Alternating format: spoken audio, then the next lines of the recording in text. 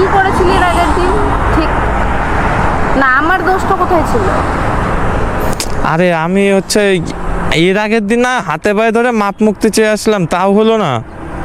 ও, তো তোর ওই একদিনের মাপ মুক্তি চাওয়াতে আমার সব কষ্ট ভুলে গেলাম আমি।